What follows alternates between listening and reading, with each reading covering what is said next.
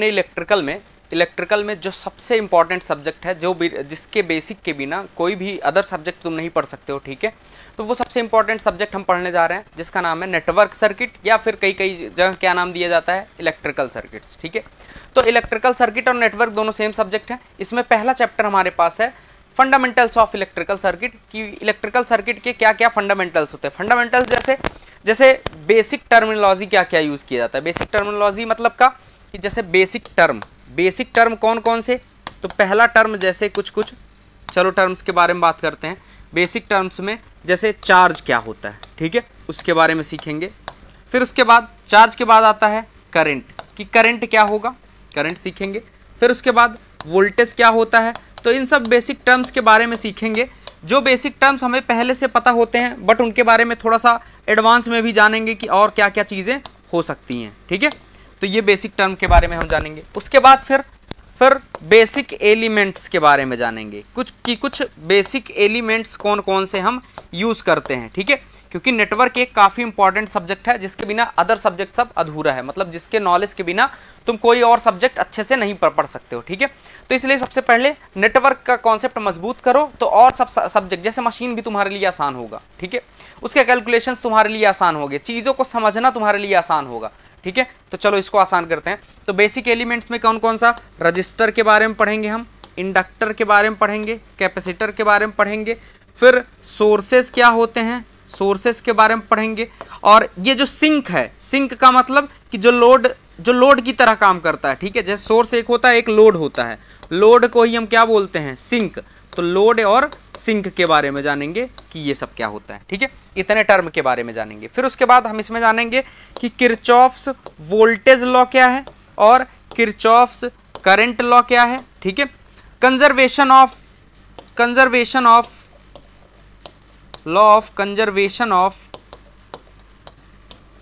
Charge और conservation of energy क्या है, ठीक है, इसके बारे में जानेंगे, ऑफ एनर्जी। तो इन सब टॉपिक्स के बारे में हमें डिस्कस करना है पहले चैप्टर में। तो सबसे पहले हम कहां से स्टार्ट करते हैं, सबसे पहले हम चार्ज से स्टार्ट करेंगे, ठीक है। बेसिक टर्म्स में पहला है चार्ज। चार्ज क्या है, चार्ज किसी भी मटेरियल का वो इलेक्ट्रिकल प्रॉपर्टी है जो एटॉमिक पार्टिकल्स के फॉर्म में रहता है, तो चलो चार्ज का डेफिनेशन लिखते हैं कि चार्ज होता क्या है। तो पहला हमारे पास है चार्ज के बारे में लिखेंगे, charge is the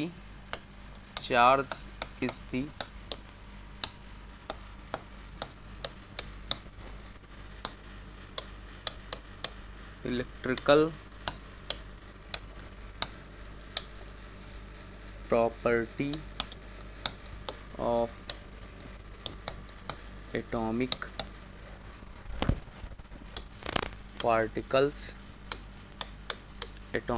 particles of which metals consists of, जिससे मेटल बना होता है हमारा, वो इलेक्ट्रिकल प्रॉपर्टी उस मटेरियल का क्या बोला जाता है, चार्ज। जैसे चार्ज हर एक चीज में पाया जाता है। हर एक चीज में बोलने का मतलब कि हाँ, वो न्यूट्रल स्टेट में रह सकता है, कि मतलब जैसे मान लो एक होता है पॉजिटिव चार्ज, एक होता है निगेटिव चार्ज। अब अगर पॉजिटिव चार्ज और निगेटिव चार्ज किसी एक फिक्स पॉइंट पे या फिक्स स्थान पे क्या है, फिक्स हैं, ठीक है, मतलब कि बराबर हैं उन दोनों का वैल्यू क्या है, पॉजिटिव चार्ज भी उतना है, 10 पॉजिटिव चार्ज है और 10 निगेटिव चार्ज है। इसका मतलब क्या हुआ, इसका मतलब ये हुआ कि वो स्थान जो पॉइंट है वो न्यूट्रल के स्टेट में है, ठीक है, वो जो पॉइंट है वो न्यूट्रल के स्टेट में है। तो चार्ज कहीं भी हो सकता है, चाहे वो न्यूट्रल पॉइंट हो चाहे अदर पॉइंट हो, ठीक है, लेकिन चार्ज वहां पे हो सकता है इलेक्ट्रॉन और प्रोटॉन के फॉर्म में, ठीक है ना।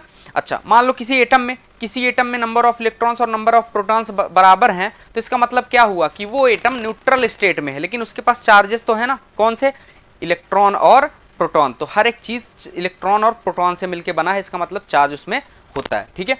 तो चार्ज ये होता है। अच्छा, चार्ज को और क्या बोलते हैं, तो हम law of conservation of energy के हिसाब से ये एक टर्म और यूज करते हैं कि चार्ज को ना तो बनाया जा सकता है और चार्ज को ना तो बिगाड़ा जा सकता है, ठीक है। तो law of conservation of charge क्या बोलता है, law of conservation of charge. Law of conservation of charge states that charge can neither be created nor be destroyed.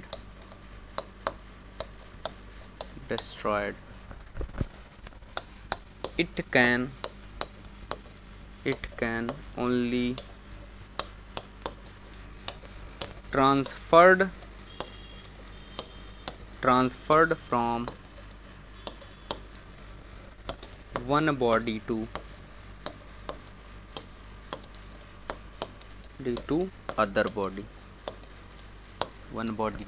other body. मतलब किसी भी पॉइंट पे summation of charge is equals to क्या होगा, summation of charge is equals to 0। ठीक है, charge को ना तो बनाया जा सकता है ना चार्ज को डिस्ट्रॉय किया जा सकता है। इतना समझ में आया? ठीक है, अब चार्ज को हम दिखाते किससे हैं, तो चार्ज को हम दिखाते हैं, charge is denoted by capital Q और स्मॉल Q, कैपिटल Q और small Q, and it's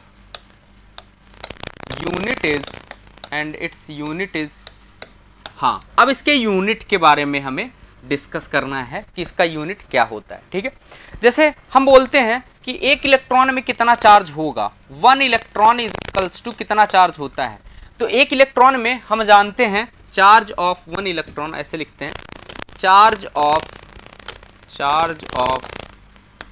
1 electron, तो 1 इलेक्ट्रॉन पे कितना चार्ज होता है, हम जानते हैं 1.6 × 10⁻⁻19 कूलम होता है, -19 कूलम चार्ज होता है। ठीक है, तो इससे हम क्या बताएंगे, इससे बताएंगे कि एक कूलम चार्ज बनाने के लिए, तो एक कूलम चार्ज बनाने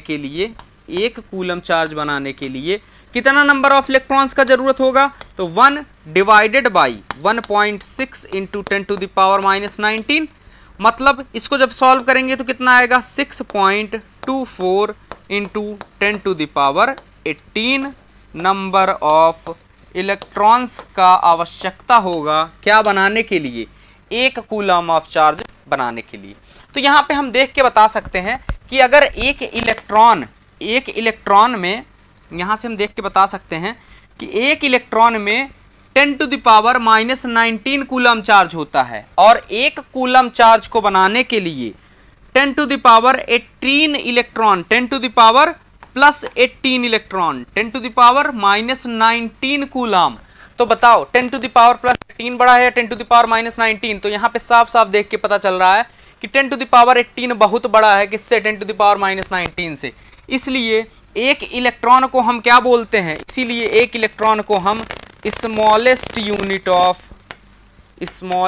यूनिट ऑफ चार्ज बोलते हैं, और एक कूलम को क्या बोलते हैं हम, एक कूलम को हम बोलते हैं लार्जेस्ट यूनिट ऑफ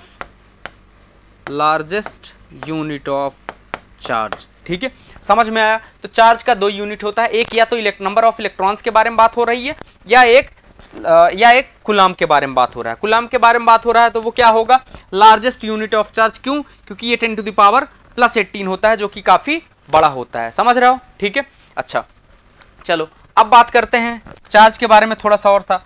जैसे चार्ज का यूनिट डिस्कस कर चुके हैं। ठीक है, कितने नंबर ऑफ इलेक्ट्रॉन्स का जरूरत होगा। तो अब चार्ज से क्या बनता है, तो जब चार्ज का फ्लो होता है तो क्या बनता है, करंट आता है। चार्ज का फ्लो बनता है तो करंट आने का मतलब कि उससे पहले हम थोड़ा सा फ्री इलेक्ट्रॉन के बारे में पढ़ते हैं। तो उससे पहले चलो फ्री इलेक्ट्रॉन के बारे में पढ़ते हैं कि फ्री इलेक्ट्रॉन क्या होता है। ठीक है, तो हम सबसे पहले पढ़ेंगे फ्री इलेक्ट्रॉन के बारे में। फ्री इलेक्ट्रॉन अब क्या होता है, जैसे पिछले में यहाँ पे कुछ पॉइंट्स करके तुमको एग्जाम में लिखना है। एग्जाम में पॉइंट्स करके कैसे करके कि सबसे पहले उसके डेफिनेशन के बारे में पढ़ लिखना है, फिर उसके बाद law of conservation of charge को भी यहीं दिखा देना है कि law of conservation of charge क्या बोलता है, जो कि प्रॉपर्टी है किसका, चार्ज का, कि हम ना तो इसको बना सकते हैं ना इसको बिगाड़ सकते हैं, केवल हम क्या कर सकते हैं, एक बॉडी से दूसरे बॉडी में ट्रांसफर कर सकते हैं। उसके बाद फिर अगला पॉइंट क्या आता है कि चार्ज के यूनिट के बारे में लिखना है। चार्ज के यूनिट के बारे में जब डिस्कस करेंगे तो ये सब पॉइंट्स आएंगे कि उसका स्मॉलेस्ट यूनिट क्या होता है, लार्जेस्ट यूनिट क्या होता है, और कौन सा कितना होता है। या फिर तुमसे पूछा जा सकता है कि एक कूलम ऑफ चार्ज बनाने के लिए कितने नंबर ऑफ इलेक्ट्रॉन्स की आवश्यकता होगी, तो उसको दिखाएंगे यहां से। ठीक है, तो अब चलो फ्री इलेक्ट्रॉन के बारे में पढ़ते हैं। चार्ज और फ्री इलेक्ट्रॉन में अंतर क्या है। ठीक है, जैसे मान लो कोई भी एटम है हमारे पास कोई भी एटम ए है। ठीक है, एक हमारे पास एटम ए है। ये ए एटम जो है हमारे पास यहाँ पे, इसमें क्या होगा, इसमें कुछ प्रोटॉन्स होंगे, कुछ इलेक्ट्रॉन्स होंगे, चलो ठीक है, और कुछ न्यूट्रॉन्स होंगे। अब हम मान लेते हैं इसके दो ऑर्बिट्स हैं, एक न्यूक्लियस है इसका बीच वाला, और इसके क्या है, दो ऑर्बिट्स हैं। ऑर्बिट्स में क्या होता है, ऑर्बिट्स में इलेक्ट्रॉन होते हैं, तो ऑर्बिट्स में क्या होगा, यहाँ पे ऑर्बिट्स में इलेक्ट्रॉन होंगे। तो इलेक्ट्रॉन, चलो मान लेते हैं इसके पास 10 प्रोटॉन है, तो कितने इलेक्ट्रॉन होंगे, 10 इलेक्ट्रॉन भी होंगे, और मान लेते हैं कुछ न्यूट्रॉन है, तो कुछ 10 प्रोटॉन और कुछ न्यूट्रॉन, और क्या मान लेते हैं कि इसके पास 10 इलेक्ट्रॉन है। 10 इलेक्ट्रॉन कहाँ कहाँ होंगे, तो 2 फर्स्ट आउटर ऑर्बिट में होगा, और 8 किस में होगा, सेकेंड आउटर ऑर्बिट में। तो इसमें कितने होंगे, इसमें 8 होंगे। तो ऐसे करके ही बांटा रहता है। अब हम 10 मान के चले हैं, ठीक है, तो क्या होगा, 4 6 7 8, ये हमारे 8 इलेक्ट्रॉन आउटर ऑर्बिट में है। अब हम इसको क्या देते हैं, इसको एक्स्ट्रा एनर्जी प्रोवाइड करते हैं, इसको एक्स्ट्रा एनर्जी प्रोवाइड करते हैं। इसका मतलब क्या हुआ, इसका मतलब ये हुआ कि हम इसको बाहर से क्या देते हैं, हम इसको बाहर से कुछ टेम्परेचर दे रहे हैं। अगर हम इसको बाहर से कुछ टेम्परेचर दे रहे हैं, या फिर इलेक्ट्रिक पोटेंशियल प्रोवाइड किए हैं, जो कि क्या करता है, जो कि वो भी तो टेम्परेचर की तरह एक्ट करता है, मतलब वो भी क्या करेगा, वो भी एनर्जी इसको प्रोवाइड करेगा, वर्क डन कुछ ना कुछ होगा। तो इसका मतलब हम क्या कर रहे हैं, यहाँ पे एनर्जी क्रिएट कर रहे हैं। अगर हम इसको एनर्जी सप्लाई करेंगे तो ये क्या करेगा, इसके जो इलेक्ट्रॉन्स हैं वो हायर ऑर्बिट, मतलब बाहर आउटर ऑर्बिट में जाने की कोशिश करेंगे, हायर एनर्जी लेवल पे जाने की कोशिश करेंगे। क्यों, क्योंकि इनको बाहर से हम क्या दे रहे हैं, एनर्जी दे रहे हैं, बाहर से एनर्जी दे रहे हैं। तो अब ये इलेक्ट्रॉन क्या करेगा, ये इलेक्ट्रॉन निकल के बाहर जाने की कोशिश करेगा। अब जब ये इलेक्ट्रॉन निकल के बाहर जाने की कोशिश कर रहा है, तो इसका मतलब क्या हुआ, इसका मतलब हमारा एटम बचा था, और क्या बचा है, और हमारे पास एक इलेक्ट्रॉन बाहर बचा हुआ है। अब ये जो एटम बचा हुआ है, इसमें से पहले देखो, पहले क्या था, इसमें पहले था 10 प्रोटॉन प्लस 10 इलेक्ट्रॉन था, 10 प्रोटॉन और 10 इलेक्ट्रॉन था। ठीक है, अब अगर इसमें 10 प्रोटॉन और 10 इलेक्ट्रॉन था, अब क्या हुआ कि प्रोटॉन तो 10 ही रहा, लेकिन एक इलेक्ट्रॉन निकल गया। इसका मतलब इसमें पहले 0 चार्ज था, पहले कोई चार्ज नहीं था। क्यों, क्योंकि नंबर ऑफ प्लस और नंबर ऑफ माइनस इक्वल थे। लेकिन अब क्या हुआ, अब जो है इसमें 10 प्रोटॉन रह गए, लेकिन इलेक्ट्रॉन कितने हो गए, अब केवल 9 इलेक्ट्रॉन रह गया है। 10 प्रोटॉन और 9 इलेक्ट्रॉन में प्रोटॉन का नंबर ज्यादा है, तो इसका मतलब क्या हो जाएगा, इस पे कौन सा चार्ज आएगा, इस पे प्लस चार्ज आ जाएगा। ठीक है, तो ये एटम कुछ इस तरह हो जाएगा, प्लस चार्ज। और ये जो हमारा इलेक्ट्रॉन होगा, इसको हम क्या बोलेंगे, इसी को हम बोलेंगे फ्री इलेक्ट्रॉन। ठीक है, तो ये सबसे ज्यादा क्या होता है, मेटल्स में होता है। फ्री इलेक्ट्रॉन सबसे ज्यादा किस में होता है, मेटल्स में। क्यों, क्योंकि जितने भी मेटल्स होते हैं जानते होगे, सारे मेटल्स में क्या होता है, मेटल्स में जैसे सोडियम मेटल है, क्या होता है, Na+ लिखते हो। फिर उसके बाद मैग्नीशियम भी मेटल होता है, तो क्या लिखते हो, Mg2+। फिर उसके बाद एल्युमिनियम भी मेटल होता है, तो उसको क्या लिखते हो, एल्युमिनियम 3+। मतलब इसमें इलेक्ट्रॉन्स निकलना क्या हो सकता है, आसान हो सकता है। अगर मेटल्स में इलेक्ट्रॉन निकलना आसान हो सकता है, इसका मतलब हम क्या बोल सकते हैं कि सबसे ज्यादा फ्री इलेक्ट्रॉन्स किस में अवेलेबल होंगे, तो सबसे ज्यादा फ्री इलेक्ट्रॉन्स मेटल्स में अवेलेबल होंगे। तो हम यहां लिख सकते हैं metals are sea of free electrons, it means there is it means in metals there is huge amount of free electrons। उसके बाद दूसरा पॉइंट हमारे पास है इन insulators there is presence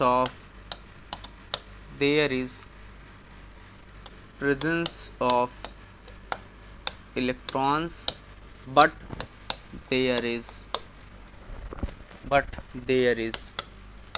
no free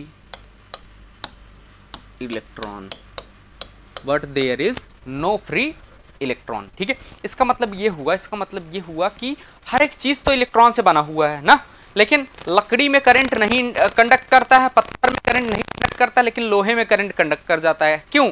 उसका रीजन यहाँ है। क्यों? क्योंकि करंट किसके कारण कंडक्ट होता है? करंट हमेशा फ्री इलेक्ट्रॉन के कारण कंडक्ट होता है। अगर करंट फ्री इलेक्ट्रॉन के कारण कंडक्ट हो रहा है तो जिसमें फ्री इलेक्ट्रॉन अवेलेबिलिटी ज्यादा होगी या जिसमें फ्री इलेक्ट्रॉन अवेलेबल होगा उसी में करंट फ्लो होगा। तो किसमें फ्री इलेक्ट्रॉन होता है? मेटल्स में होता है। नॉन मेटल्स जैसे इंसुलेटर में कोई भी फ्री इलेक्ट्रॉन नहीं होता, इसलिए इंसुलेटर्स में क्या होता है? इसीलिए इंसुलेटर्स में कोई करंट फ्लो नहीं होता है, ठीक है। और नॉन मेटल्स जैसे सेमीकंडक्टर्स, तो इन सेमीकंडक्टर्स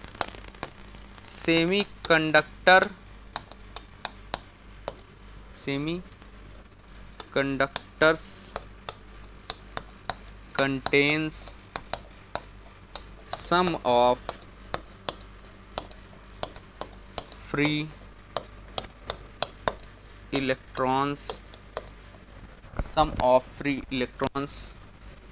by doping, ठीक है। और सबसे इंपॉर्टेंट पॉइंट है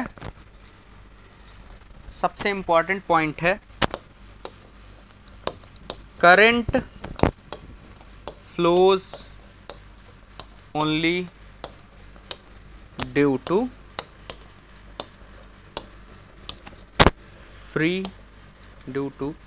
फ्लो ऑफ फ्री इलेक्ट्रॉन्स। तो करंट किसके लिए फ्लो होता है? केवल फ्लो ऑफ फ्री इलेक्ट्रॉन्स के कारण होता है, या फिर बोल दो फ्लो ऑफ चार्ज के कारण होता है, ठीक है। कौन सा चार्ज फ्लो हो सकता है? जो चार्ज फ्री होगा। अब कौन सा चार्ज फ्री होगा? जो भी इलेक्ट्रॉन्स फ्री होंगे उनको हम क्या बोलेंगे? फ्री चार्ज या फिर फ्री इलेक्ट्रॉन्स, ठीक है। तो ये हमारे फ्री इलेक्ट्रॉन के बारे में कहानी थी। अब चलो, अब हम बात करते हैं करंट के बारे में, ठीक है, कि करंट होता क्या है। तो चलो सबसे पहले हम करंट के बारे में बात करेंगे, ठीक है। दूसरा टॉपिक क्या है? करंट। तो इसको हम बोलते हैं फ्लो ऑफ फ्री चार्ज और electron is called as current. या फिर दूसरा क्या है? Time rate of change of charge is called as current, ठीक है। जैसे time rate of change of charge से क्या समझते हो? इससे हम ये समझते हैं कि चार्ज जब टाइम के साथ एक जगह से दूसरे जगह मूव करता है तो उसी को हम क्या बोल देंगे? कि करंट का फ्लो हो गया, ठीक है। मतलब करंट का प्रवाह हुआ है, चार्ज का प्रवाह हुआ, इसका मतलब क्या बोलेंगे? कि वहां पे करंट का प्रेजेंस है, करंट आ गया है, ठीक है। तो चार्जेस के फ्लो को हम क्या बोलते हैं? करंट बोलते हैं, ठीक ना। अब ये करंट क्या होता है? तो टाइम रेट ऑफ चेंज होगा, मतलब I इज इक्वल्स टू क्या लिखेंगे? dq बाई dt, कि चार्ज में टाइम के साथ कैसा चेंज आ रहा है। तो I is equals to dq by dt। अब यहां से हम जानते हैं dq, q का यूनिट क्या होता है? q का यूनिट हम जानते हैं कूलम होता है। q का यूनिट क्या होता है? कूलम होता है। टाइम का यूनिट क्या होता है? टाइम का यूनिट सेकेंड होता है। तो हम क्या लिखेंगे, यहां से हम लिखेंगे कि जो करंट का यूनिट होगा वो कूलम पर सेकेंड होगा, या फिर और हम क्या दूसरा जानते हैं, और दूसरा हम जानते हैं कि करंट का यूनिट जो होता है वो क्या होता है, एम्पियर होता है। करंट का यूनिट क्या होता है, एम्पियर। एम्पियर एक साइंटिस्ट थे जिन्होंने करंट का इन्वेंशन किया था, मतलब करंट को देखा था, ऑब्जर्व किया था सबसे पहले, तो उन्हीं के नाम पे एम्पियर रखा गया है। ठीक है, तो I is equals to dQ/dt होता है। अब ये करंट कैसे किसी मटेरियल में फ्लो होता है, तो ये करंट तब फ्लो होता है, आगे हम देखेंगे खैर, जब पोटेंशियल अप्लाई किया जाता है, जब higher to lower potential apply किया जाता है तब जाके करंट का फ्लो होता है। तो अब higher to lower potential provide करेंगे तो करंट फ्लो होगा। तो हायर टू लोअर पोटेंशियल कैसे प्रोवाइड करेंगे, कोई एक बैटरी लगा के, इसीलिए बैटरी में एक पॉजिटिव टर्मिनल होता है और एक क्या होता है, निगेटिव टर्मिनल। पॉजिटिव टर्मिनल का मतलब होता है हायर टर्मिनल, निगेटिव टर्मिनल का मतलब क्या होता है, लोअर टर्मिनल। ठीक है, तो उसके बारे में खैर हम लिखेंगे कि जैसे positive terminal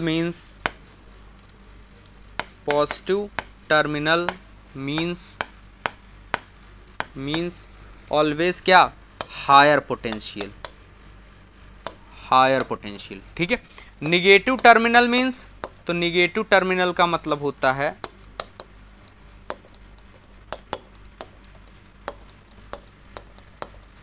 always lower value.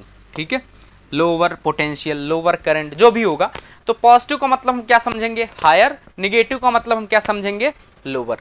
तो यहां पे हम एक स्टेटमेंट ये लिख सकते हैं कि current always flows from current, या फिर लिख सकते हैं direction of current is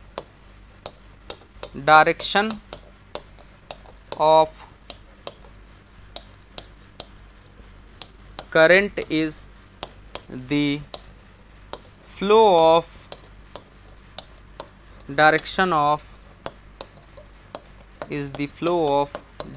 of positive charge conventionally. मतलब ये कन्वेंशन माना गया है कि क्या हम मानेंगे, आज से हम मान के चलेंगे कि करंट का डायरेक्शन वही होगा जो हमारे पॉजिटिव चार्ज का डायरेक्शन होगा। करंट का डायरेक्शन वही होगा जो हमारे पॉजिटिव चार्ज का डायरेक्शन होगा। तो हम कुछ और लिख सकते हैं कि करंट ऑलवेज फ्लोज फ्रॉम, यहां से लिख सकते हैं current always flows from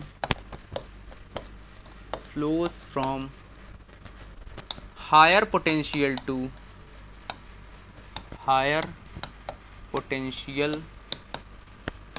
to lower potential। अब ये हायर पोटेंशियल क्या होता है, लोअर पोटेंशियल क्या होता है, इसके बारे में हम वोल्टेज में पढ़ेंगे। ठीक है, जब पोटेंशियल पढ़ेंगे तो करंट हमेशा कहाँ से कहाँ, करंट हमेशा higher to lower potential flow होगा। ठीक है, तो करंट के बाद चलो नेक्स्ट बात करते हैं हम। If you really like the video, hit the like button, share the video, comment on our video and subscribe to our YouTube channel and press the bell icon for the latest updates. Thank you.